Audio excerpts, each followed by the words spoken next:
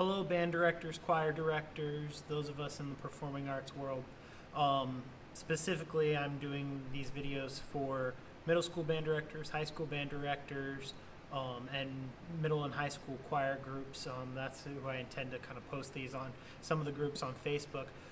Every year I see individuals asking questions on band director Facebook groups, choir director Facebook groups. I have a sound system, how does this thing work, or what are the best microphones for my group, because they're unsure about what to purchase, or their administration says, hey, it sounds terrible in the gym, can you make it sound better? And I think one of the important things in our industry is professional audio equipment and how to make your group sound good with equipment that we have either at school or equipment that maybe we can purchase that will make them sound better and be more confident and give them that experience. But I think something that we lack in our higher education is learning about how to use that equipment and use it properly and what should be used for which scenarios. I think that's something that I know when I was at school, we didn't get it as much as probably some needed. Me being a techie person, and I love doing it, and it's a passion of mine. It's a side hustle that I do. I'll record MPAs, or I'll record different groups for things like Disney and Universal trips where they need backing tracks or they need that. I go out and I'll do that for a few bucks, and I have that gear, but not everybody does. And so or even elementary schools where they maybe have very limited resources, they can't go buy a $5,000 sound system. I think it's important that we talk about things. So my goal in doing this series of videos, I think we're going to end up with about 4 or 5 videos, is to kind of highlight some of the choices you may need to make with purchasing, or how some of these things work, so that you can go in and be all confident, and when your administration interrupts the middle of your advanced class and says the microphone's not working in the cafeteria, please come fix it, you can walk in and either be able to fix it or tell them how to fix it. So those are some of the things that we're going to go. This video, my first one, we're going to talk a little bit about mixers, what are the different types of mixers that are out there, and then also how they work a little bit, and some of the details with your most basic mixers and choices of mixers. So the first big difference is choosing between an analog mixer and a digital mixer, especially if you're going to purchase something new. Analog is tried and true. It doesn't involve any digital computer processing other than the basic chipboards for your different sliders and knobs, and they're pretty well rugged. They work great for outdoor activities and things like that. Digital mixers, which I will show you, I'll take you into the auditorium where I have a digital mixer and kind of give you the rundown on it, are great for theaters and auditoriums, and are kind of the new standard for that, and they have some really good benefits, and have definitely come down in price. They're a lot more achievable for middle schools and high school groups. I wouldn't haul my digital mixer off to the Jazz Combo Performance, but and I have an option for that, but I would definitely use that in my winter concert we did, and has some cool benefits, things like iPad control and stuff, so I can control it from stage while the mixer is in the back of the room. The other big thing is powered versus unpowered. I have a powered mixer, allows me to power my speakers, which we'll get into more detail, and then unpowered requires an amplifier, and what choices in picking those as far as what speakers you have if you were going to purchase it. And then does it have access to things like phantom power and some of that stuff. So let's get into a few of these things. So yeah, I'm going to kind of pull the camera up here. This is, angle down here.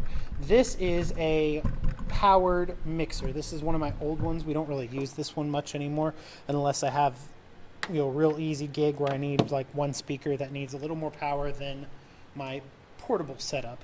But this is great for showing you guys a demo. So this is a powered mixer, and what that means is on the back of this there is some speak-on cables, and we will use that. We'll come back to that when we're talking about like cables and microphones and that kind of stuff. Power comes out of these, and it will power your analog speakers in order to amplify that sound. It has a built-in amplifier. But generally speaking, all of these systems all operate pretty much the same, whether you have a Yamaha, this one happens to be a Behringer, maybe you have Allen and Heath or a Mackie system. They all kind of operate with the same premise. Up at the top here, you have your inputs.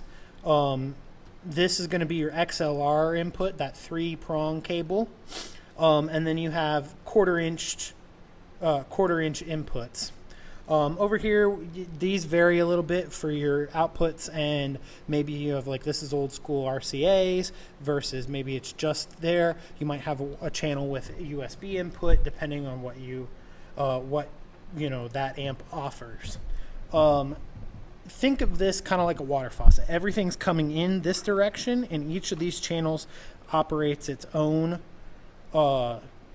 set of flow of sound signal, and then everything moves this direction to our mains, what we call our mains. If you zoom, I'm going to kind of pull you in here. We have effects, digital effects. For most band and choir stuff, you're never going to use this. That's there.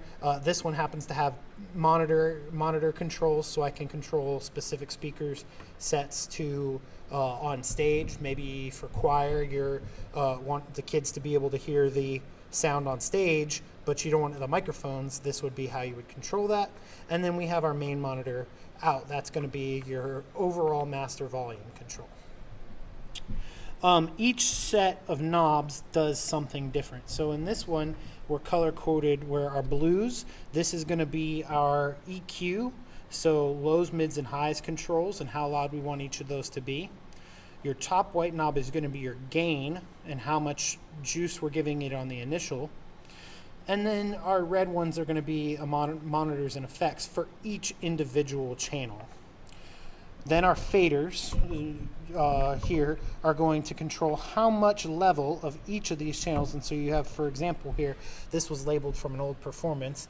We had choir left, choir center, choir right, and then we had a microphone specifically for our piano. So how much of each of those I want to give, usually it's going to be somewhere around that 0 marker, is going to be how loud each channel is.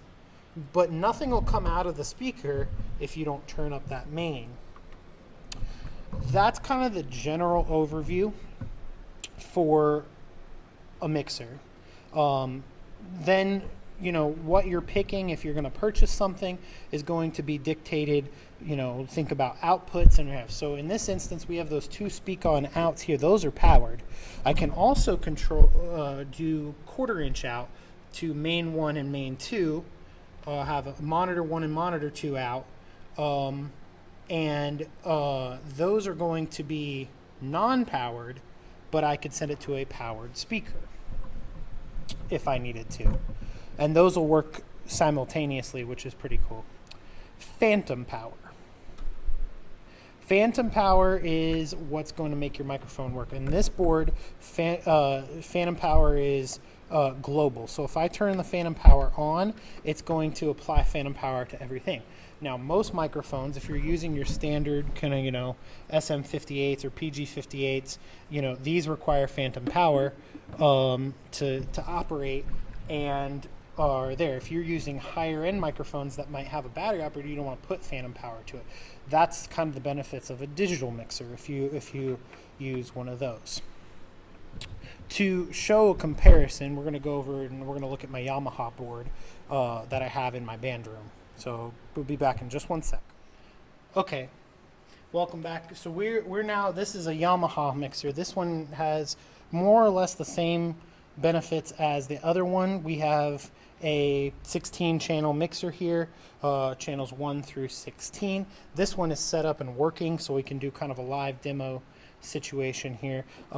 We just got back to school officially teacher duty starts tomorrow.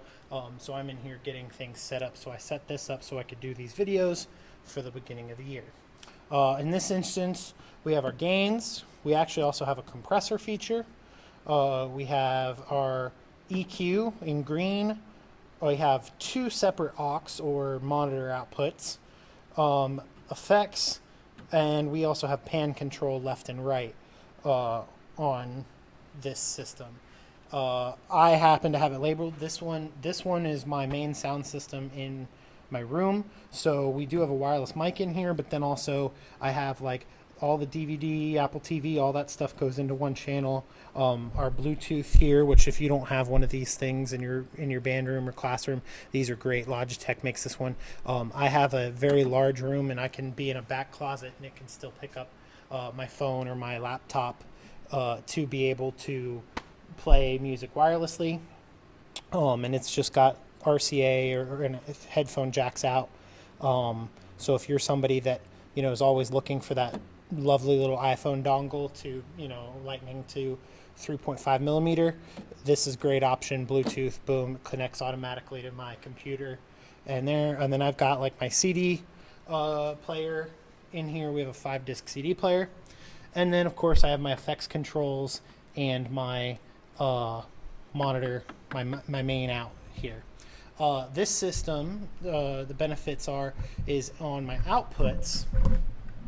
I have everything's going in stereo 1/4 inch here, and then on my outputs actually we have 1/4 inch cables going out. These go actually back down into my cabinet to run to my mains, and then I have XLR out as opposed to the speak-ons on the powered one or the 1/4 inch only on the powered one. My XLR out actually go and feed our subwoofer, and then on this setup, because that's a powered subwoofer. When we talk about powered speakers, we'll talk about that a little more.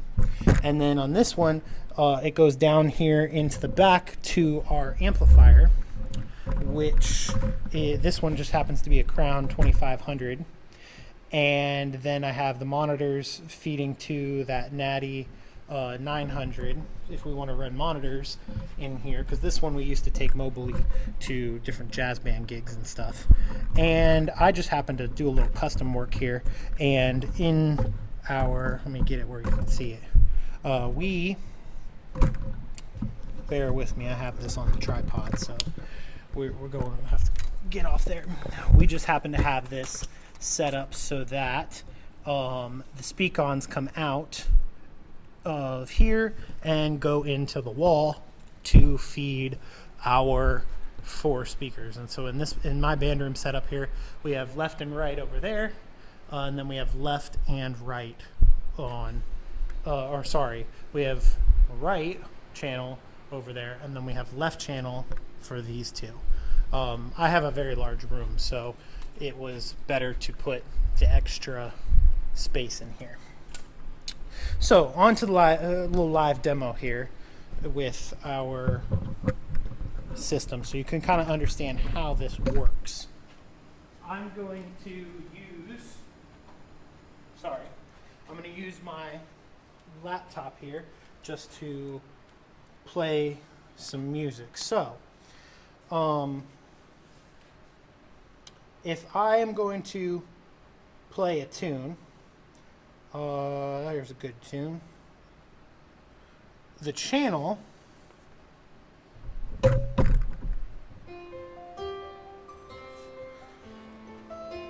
that this is going to feed is going to be our Bluetooth channel, because it's connected to Bluetooth. So that controls that.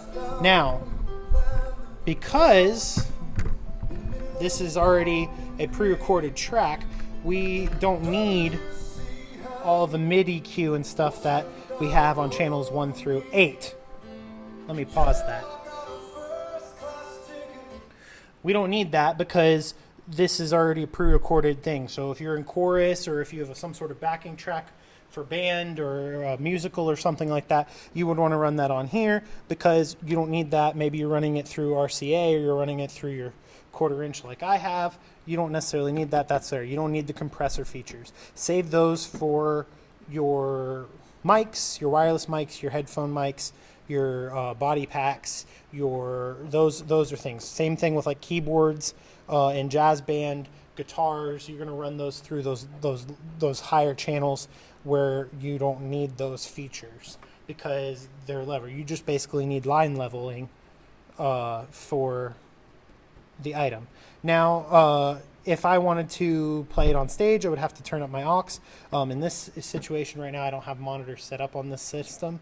We do on stage with our digital mixer, but those would run to the separate amp, and then I could run it to that speaker specifically to show you how that control would happen.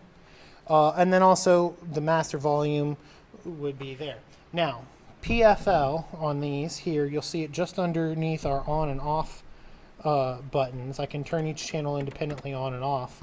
Here, PFL is going to show us the level of each. So if I turn the PFL off on every single one of these channels, okay, and we play our music, we're going to get sound. Somebody's still on.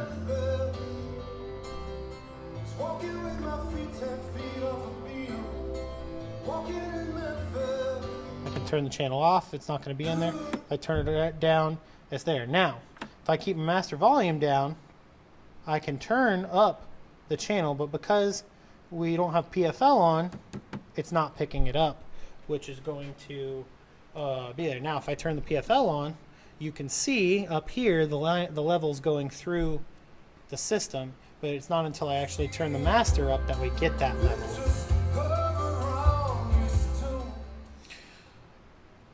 The neat thing about this board, and something I think that every at least band director should really consider when they're doing it, and choir directors too, is this board has USB.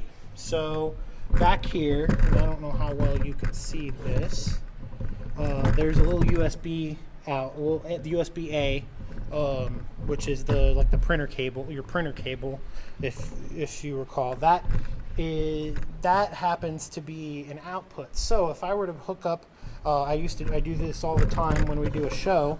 I will, before I got this nice video camera, I would hook up my laptop to the USB, and I would hit GarageBand on, and I'd just hit record, and everything that went through the sound system was recorded in there. So I'd have two microphones specifically for my recording of my different groups as we moved around the stage, or in the gym if we were in there, but then also like in jazz band, the solo mic, all that stuff all got picked up, and it would just record everything.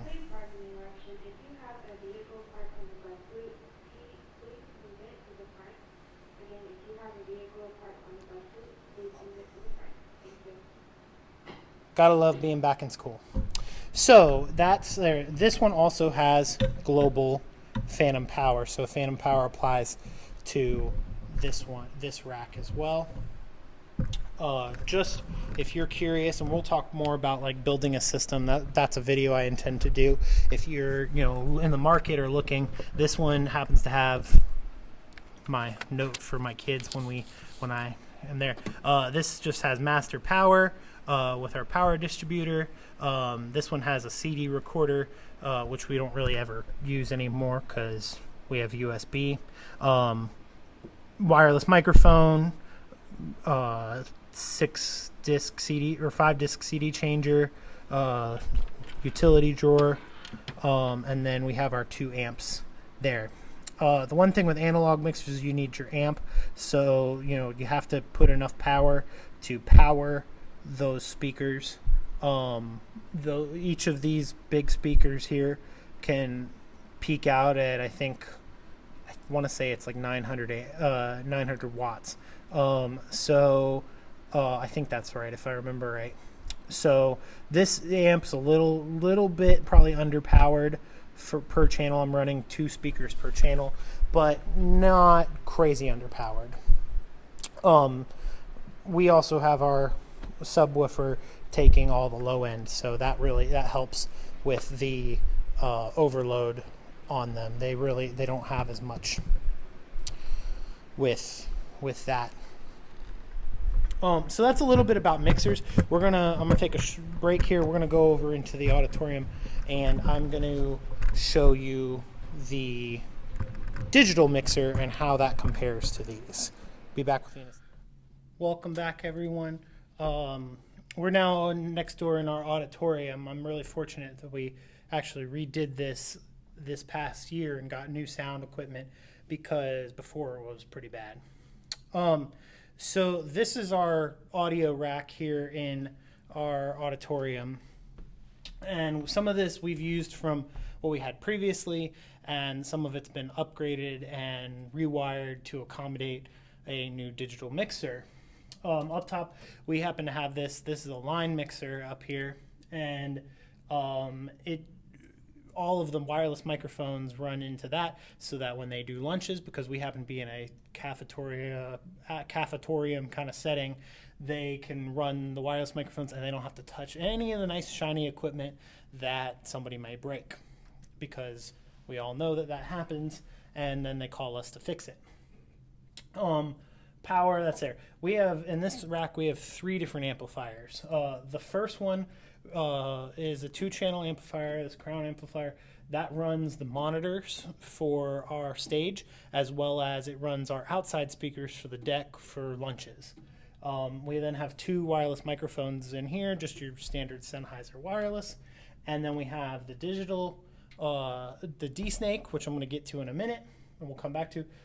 We have a digital signal processor for cleaning up that sound, because this is an old building, some old wiring, and we might get a little bit of feedback and fuzz. This takes care of that. And then we have 2 very, very, very powerful 3200 watt amplifiers for our front mains, and then our rear backfills, because again, I said this is cafetorium, and so this goes all the way back, and we needed extra sound reinforcement. The benefit is this is our D-Snake. So this takes all of that, all of our input signals. We have 3 floor jacks for microphones that we can put in. This puts our hanging mics. It happens to put our, I've happened to upgrade this so that I can put my wireless microphones in there. And then our mains and our monitor outs all go through our signal processor and come out a Ethernet Cat5 cable. And all those inputs go to a Cat5 cable. We happen to have it kind of rigged so that we can operate both. As you can see that there, we've just a little Cat5 box, and we can either control it right here on stage through our digital mixer, or we can put the little jumper cable in there, and then we can actually control it from all the way back there near where that red sign is. There's a box, and we can roll the box down there so that we can control it how your typical theater would. So those of you who are in high school may have setups similar to this. In past, the analog mixers, you would have to run each XLR cable, each 1/4 inch cable had to be run individually, and so you had these giant, 5 and 6 inch conduits running all over the place through the concrete, and if one went bad, then you just couldn't use the jack. It was a big headache. So the benefit to going digital is it's one Cat5 cable, very easy to run and operate. So this is an Allen and Heath. I really love these boards, so if you're somebody that is looking to purchase a new one, this is a great board to use for a number of reasons. One, if you have any of these Allen and Heaths, let's say for example, we have a larger version of this over at our high school, and that I can come in here and I can program everything on these 16 channel mixer, and then I can literally save it to a jump drive, take it over there and program it in, and it will pull that show up with everything that is there. And all of this is digital computer processing for your thing. Very lightweight. This is not one I would want to move around a lot, just because we all know the more fancy it is, the more likely it's going to break. But the overall process there, you notice we have a lot less knobs. Everything's over here. Is the same stuff, we just do it a little differently. So we're going to use this for an example here. Our first one, I've since labeled these with their, we have all of our mutes up here, so I can mute individual channels. So we're going to take channel 1 and we're going to select it. And I don't know how well this is going to pick up, but let's see if we can get in here close enough. You'll notice that, if I can get the glare off of it, you'll notice that we've actually been able to EQ in our wall jack specifically what ranges need to be adjusted so that we don't get feedback or humming from the specific one. And we've actually copied that pretty much through most of these, through our hanging mics and stuff. We're now on channel 7, so this one's our wireless mic, so it doesn't have as much feedback. And the cool thing is you can control all of that right here. So I can control the width, and I don't know if you can see this moving, but I can control those things through these knobs digitally. You can also control specifics with how much compression you want, and all that's all done digitally with the computer, versus you only were limited to each channel and the 3 or 4 knobs that you had. So everybody had to have giant 77 and 88 channel boards, whereas I can do this in half the space. Your faders are the same. The cool thing is you can link them. So for example, channel 15 and 16 is our aux cable on this one. So if I move one, the other will move with it because it's stereo left and right. That's a nice feature. And you can also control the outputs with this. So I can send certain channels to certain things. Right now, this is our main channel out. But if I go over to mix 1, everything will automatically move. That's always fun. That's our aux cable 15 and 16 going to our monitor mix, and our monitor mix controls the monitor speakers. If you're unfamiliar with what monitors are, here's an example. There is a speaker up there. One's on the left side of our stage, and I think there's another one over there on the right side, and that's so that my choir can hear the music, or I can control for a solo, for example, so that that drummer can hear the solo of my jazz band, which is pretty awesome. So you can control specific items going to that channel as well. But then maybe you don't want your hanging mics, for example, to be on that, because then you're going to get feedback from them. So that's really the main difference. The other cool thing with this, and I don't have my iPad to show you, but I can actually, if you connect this to a wireless network, whether it be your school's network, or what I do is I set up a private network specifically on here. I have a little airport that is in the back, and I can connect to it. I don't necessarily need the physical internet, but I can connect it to it. And then while I'm up here on stage with my iPad, I can actually control all of these faders individually and where they're going, and that's a pretty neat, nifty feature. The other nice feature about digital boards is that the phantom power, which there's an option here, you'll see it says 48 volt or 48V. If you hold that down, it'll turn on phantom power for there. So you see, like, there's a red one. I switched it to a channel that has phantom power, and that one will be there. And you can actually see that as well. If I turned on my board here, there's little red lights next to each of these. It would show which one has a phantom power on, and then you can see the little PP next to it. That is the channel there. Once again, thank you. I'm hoping that if you have any messages or anything you want to hit me up, send me a Facebook message. If you have a question or comment below, if there's something specifically you want me to hit on, we're going to do one specifically about speakers, powered speakers versus analog speakers. We're going to do one about mobile setups and mobile mixers and stuff. There's some great products out there that I think are ideal for middle schools and high school jazz bands, choirs, that are not much more than you investing in your little at-home JBL Bluetooth speaker and get you a lot cleaner and better sound. I'm also going to talk about cables, connectors, and then probably a video specifically about microphones, because what microphones do I buy? Why do I buy that? How do I place them? Things like that we're going to talk specifically about. So please leave a comment. Let me know if there's something specifically you want me to touch on. If you have any specific questions about mixers specifically, leave them here, and I'll hopefully be able to answer all those for you. Again, these videos are for young teachers or veteran teachers that alike who maybe aren't fully familiar with all that is in the current professional audio world.